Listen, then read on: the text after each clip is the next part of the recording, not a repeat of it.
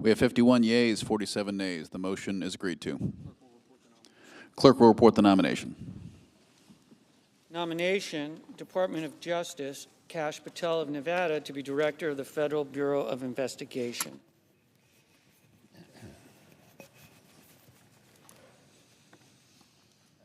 Mr. President. Senator from Kentucky.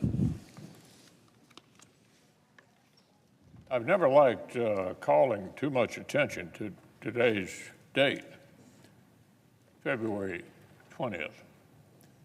But I figured my birthday would be as good a day as any to share with our colleagues a decision I made last year. During my time in the Senate, I've only really answered to two constituencies: the Republican Conference and the people of Kentucky. Over the years, the first group trusted me to coordinate campaigns, to count votes, to steer committees, to take the majority, and on 9 occasions to lead our conference. Serving as a Republican leader was a rare and, yes, rather specific childhood dream. And just about a year ago, I thanked my colleagues for their confidence, which allowed me to fulfill it. To the distinguished members of this body, I've had the privilege to lead, and I remain deeply, deeply grateful. Today, however, it's appropriate for me to speak about an even deeper allegiance and even longer-standing gratitude. 7 times, my fellow Kentuckians have sent me to the Senate. Every day in between, I've been humbled by the trust they placed in me to do their business right here. Representing our Commonwealth has been the honor of a lifetime. I will not seek this honor an 8th time.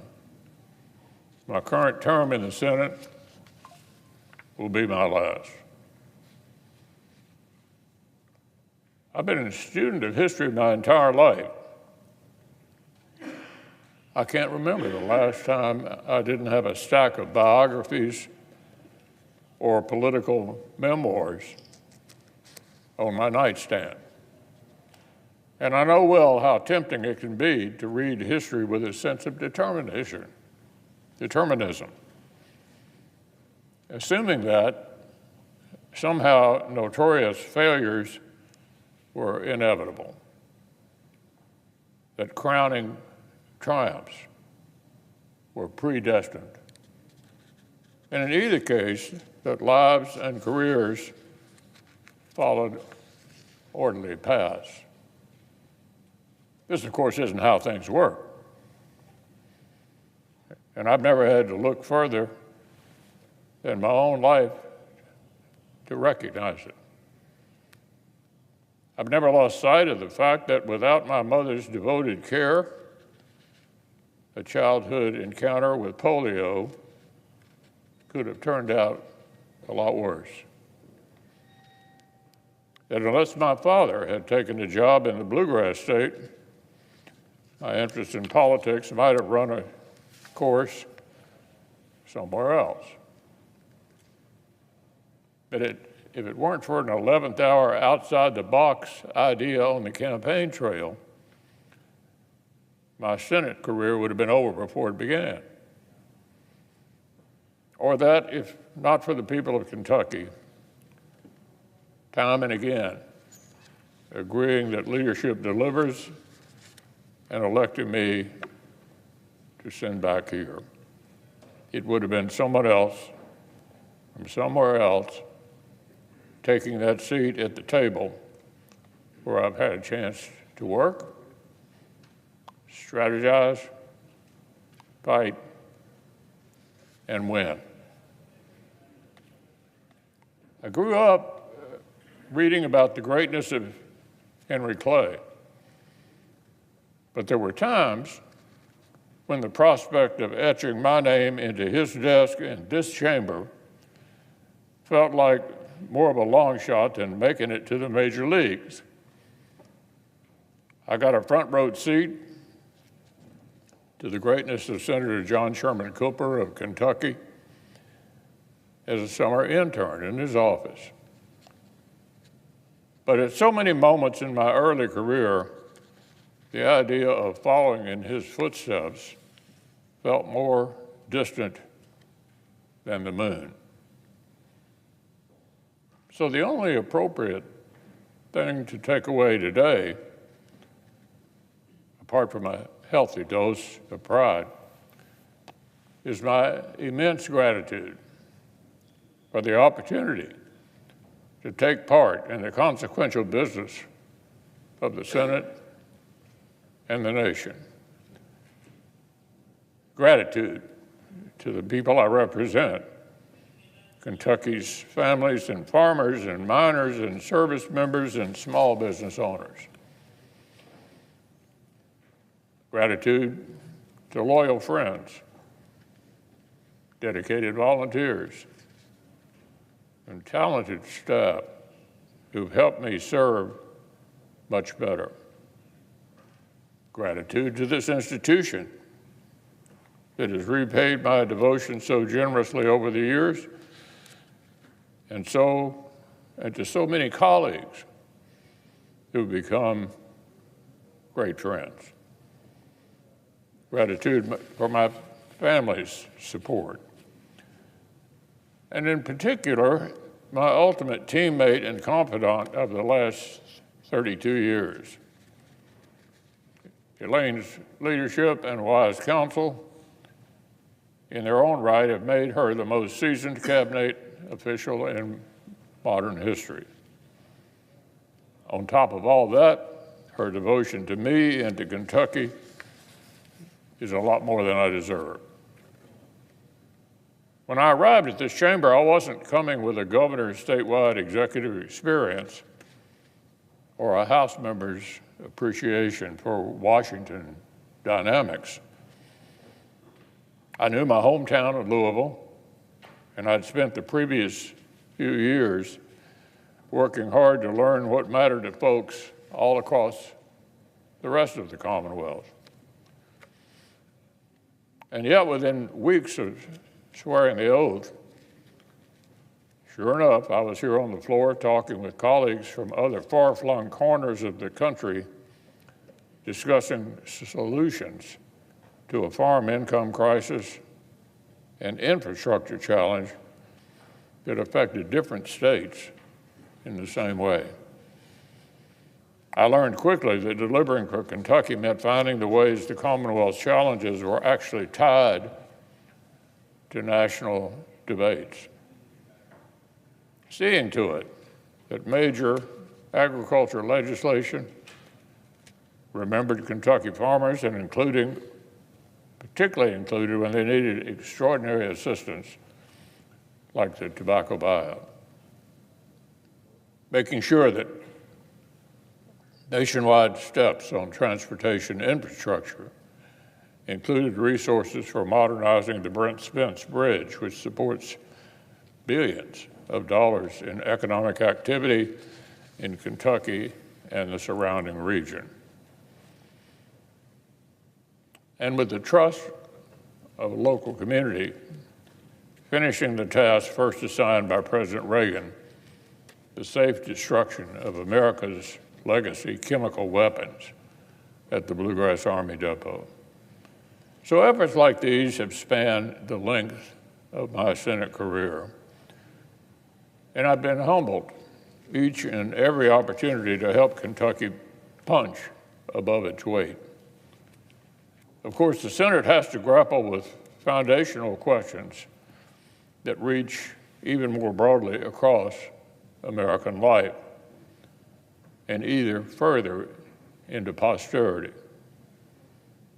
We're trusted on behalf of the American people to participate in the appointment of the federal judiciary, to be the final check on the assembly of power in the courts beyond the reach of representative politics, and to ensure that the men and women who preside over them profess authentic devotion to the rule of law above all else. When members of this body ignore, discount, or pervert this fundamental duty, they do so not just at the peril of the Senate, but of the whole nation. The weight of our power to advise and consent has never been lost on me, and I've been honored to perform my role in confirming judges who understand their role. On this floor, there is no place to hide from the obligations of Article 1, the Senate's unique relationship with Article 3, or our role in equipping the powers of Article 2. Here, every debate over agriculture or infrastructure or education or taxes is downstream of the obligations of national security. Every question of policy here at home is contingent on our duty to provide for the common defense.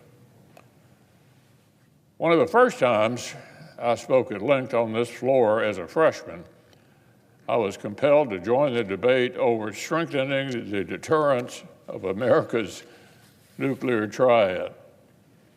Whether to expand the U.S. military's hard target nuclear capability was an interesting question to pose to someone whose most recent job had been running a county government. But there, of course, was the founder's brilliance at work. The hopes and dreams of every American are tied up in our ability to protect and defend the nation and its interests.